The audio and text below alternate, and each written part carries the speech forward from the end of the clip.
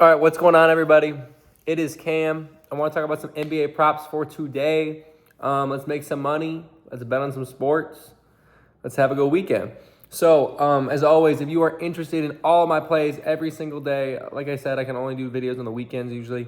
I'll have links below for my Dub Club, for my X, where I put some free plays and some analysis on there sometimes.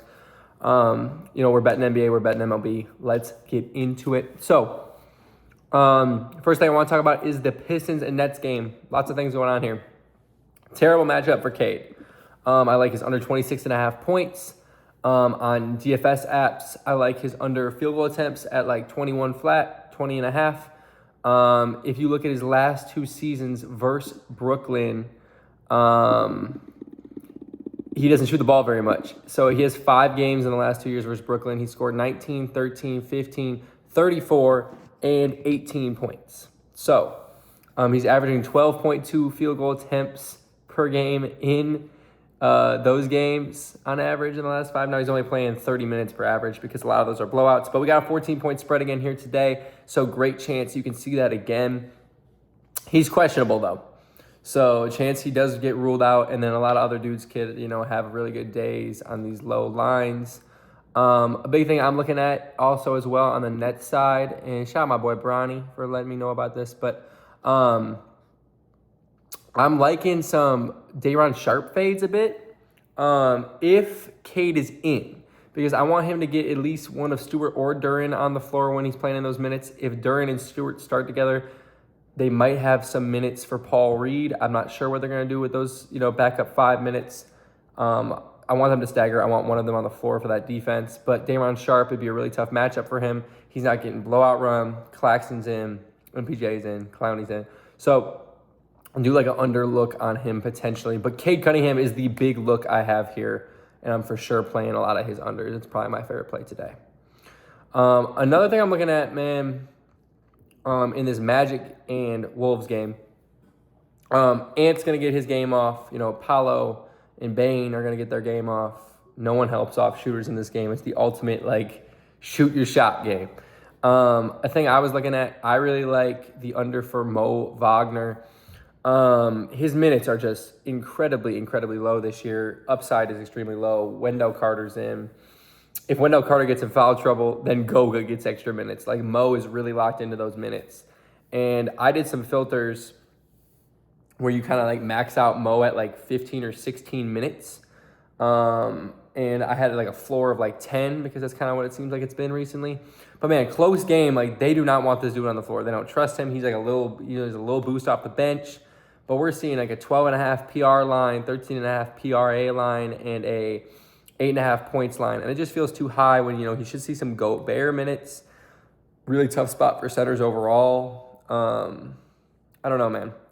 If he hits all of his shots and he's a usage hog, so be it. I just think it's a really tough spot for him in the overall hit rate for his career with those minutes and in a tougher positional matchup. This is a great spot. So I like his under. Another thing I was looking at was Thunder and the Warriors. Man, Draymond Green's going to get left wide open, right? We got no Hartenstein today. But Chet's still going to guard him. Chet's going to roam off of him. Chet's going to help. Not that there's many guys to help off of for the Warriors these days. They suck. We got Pods running the show, man. Terrible basketball to watch. But do I think Draymond gets some open looks? For sure. I like fading his assists. It's a tough assist matchup. This is his first time closing at 5.5 assists in a minute. And we're getting really playable odds at minus 120, minus 125. And without Curry, hit rate is not good. Hit rate is not good at all. It's 11 for 31 on the season. Now, last 4, he's crushed this line. He's over in the last 4 games. Why are you playing this? Thunder switch heavy. They allow assists to the corner threes. Only 10% of all of Draymond Green's assists this year are to corner threes. His assists go to the top of the key and into the paint, and a little bit in the mid-range as well. Thunder, great paint defense. Like I said, Chet's going to be helping. Nothing's going to be easy in there. There's a defensive philosophy for them. Top of the key, might get some open looks off of some assists, but I just don't trust the shooters on this Warriors team. I think the Thunder's a great defense. I think we have a huge spread, chance for really low Draymond minutes, like his under 5.5 assists. Last thing I want to touch on before we get out of here, I don't have anything official in this game yet. But man, I mean, this Bucks game should have a lot of value against the Jazz, in my opinion. Now, I don't know if we see a lineup shakeup because they've been terrible. We see Miles Turner minutes absolutely plummeting. Him and Bobby completely split the minutes of 48. So, like, if we see a good Turner game, you see lower Portis minutes. If you see Turner breaking it again, you're going to see higher Portis minutes. Lots of interesting stuff here. So, no KPJ. You're going to see Cam Thomas without Rollins or KPJ on the floor for his, like, 15-ish minutes he plays. And it's not a good scoring matchup for PNR ball handlers. So, like, Rollins and Cam Thomas, like, I don't love their over points at all. Rollins' assists doesn't look good when you look up the graphs. I mean, Cam Thomas at 2.5 assists, like, is objectively high, but ultimately it's like a really good assist matchup. They're just bad defense. I would never take his over assist, though. He don't pass the ball. I'm looking into Miles Turner threes because they're really interesting to me. Like, even if you give him only like 20 to 26 minutes, basically saying he's going to only play half the game, he still has really good hit rates with Giannis on the floor. He's still shooting 4+ 3-point attempts in like 10 of 11 in that sample. He's at home. He's got better shooting splits there. It's a great matchup for everyone to shoot, and especially bigs as well. And like, this is a spot where a month ago you would have seen a 2.5 line, and instead you're seeing a -108 on FanDuel. So really interesting. Haven't played it yet because if he plays bad, you know in the first quarter if you win this bet or not. He plays bad in the first quarter, he's going to lose those minutes.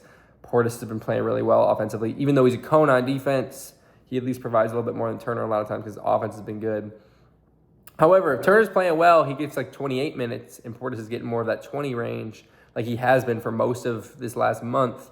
Portis is seeing the floor with Jericho Sims. His rebounding numbers, I touched on this many a times, have been absolutely terrible.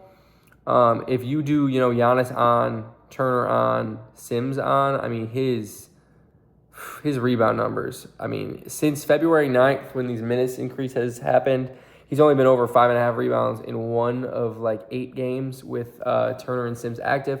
Now it's the Jazz. Not a good matchup to fade rebounds, but like, man, I don't know. Like, Turner's got to eventually play well and hit some shots, and if that happens, Portis is going to be seeing some unders.